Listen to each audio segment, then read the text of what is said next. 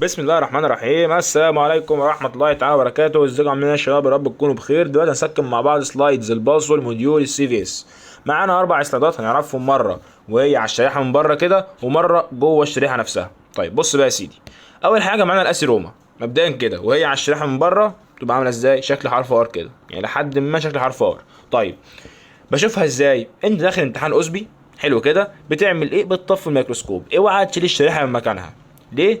ممكن حد جاي بعدك ما يعرفش يركبها، فانت كده تضر زميلك او الدكتوره تزعلك. فانت تعمل ايه؟ لو انت فاهم في الميكروسكوب طفي النور وبص عليها. طب مش عارف الدكتوره ترخم معايا، خلاص بص جوه الميكروسكوب عادي جدا، لان الشرايح هنا سهله ومش فيها اي حاجه. ماشي كده؟ طيب هتبص جوه الميكروسكوب هتشوف ايه؟ قال لك الاسيروما هتشوف زحمه خلايا مفرغه كور بيضه. تاني، زحمه خلايا مفرغه كور بيضه، مفرغه كور بيضه. ماشي كده اهي، زحمه خلايا ومفرغه كور بيضه. امال لما ابص لها على الشريحه من بره، لا الى حد ما شكل حرف ار اهو. ماشي كده؟ طيب ده بالنسبه للاسيروما. طب نكمل، خش لي على مايوكارديال انفاركشن. لو كده بص لي على الشريحه من بره هلاقيها عامله ازاي؟ حاجه زي كده، ايه، اسطمبه مطبوعه كده، فاهم؟ اهي حاجه مطبوعه كده، فاهمني؟ او الى حد ما شكل الليفر يعني. ماشي، وبعدين هبص لها بقى تحت الميكروسكوب. هتقول لي بس امسك قفشتك اهو. هلاحظ ان دي شبه اللي فاتت، زحمه خلايا برضه مفرغه وبتاع. اقول لك لا، ركز. هركز في ايه؟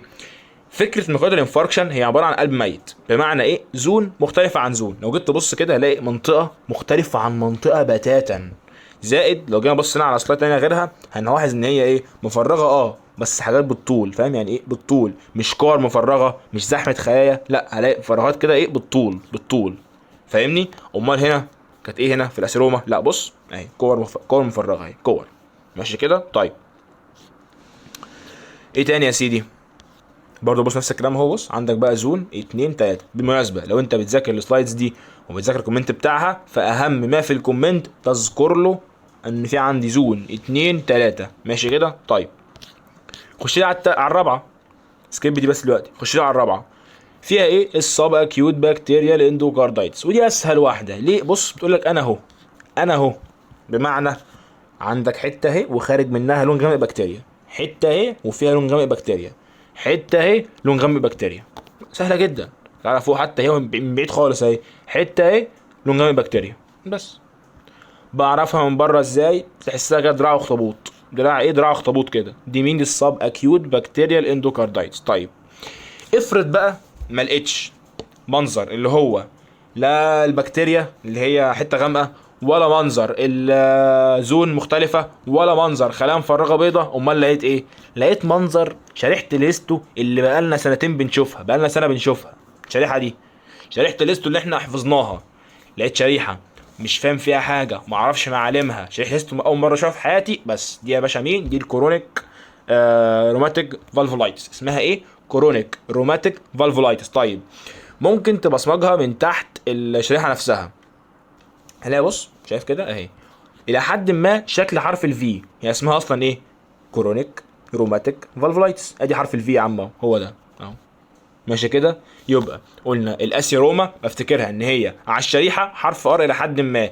اما في السلايدز نفسها بتكون ايه؟ لا في السلايدز نفسها بتكون خلايا مفرغه. ماشي يا معلم كده؟ طيب امال بالنسبه لل كان مين بعدها؟ قلنا الايه؟ السب اكيوت بكتيريال اندوكاردايتس. كانت مالها؟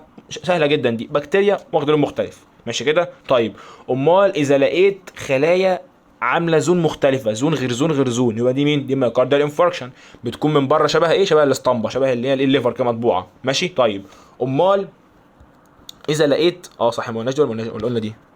انا مش فاكر، بس بص عشان لو ما قلناهاش فدي برضه سهله بعرفها منين اهو. بص دي مايوكارديال انفاركشن، عرفت منين؟ عندك منطقه مختلفه عن منطقه، وحتى باينه من اللون اهو، دي غامقه دي فاتحه، مختلفه عنها تماما.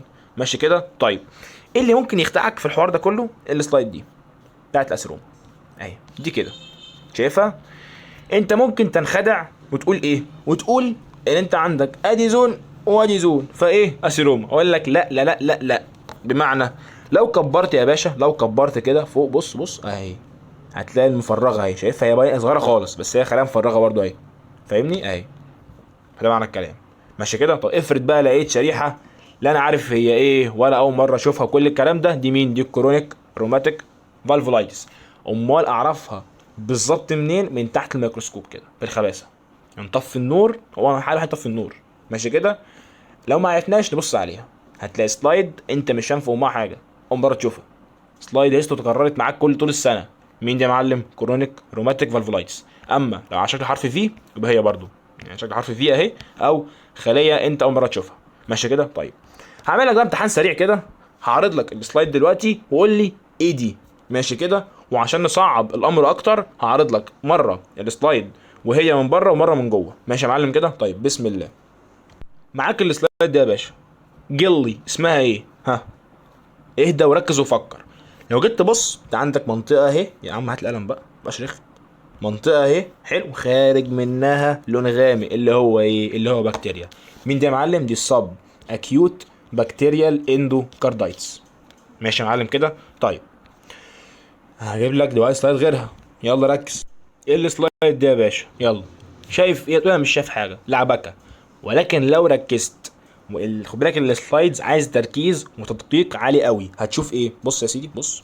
منطقه مختلفة عن منطقة، قال لك منطقة ومنطقة. مين دي يا معلم؟ مايوكارديال انفاركشن اللي بعده. يلا هعرض لك سلايد غيرها دلوقتي. مين السلايد ده يا باشا؟ ها قول يلا انت بقى. يا راجل يا راجل، انت ملاحظ ان عندك منطقة غامقة ومنطقة فاتحة. مين دي يا معلم؟ منطقة ومنطقة، زون وزون، مايوكارديال انفاركشن. غيرها. شفت سلايد وقلت في بالك ايش هذا؟ والله نفس الشيء. قلت الجملة دي ايش هذا؟ والله نفس الشيء. وش مين دي؟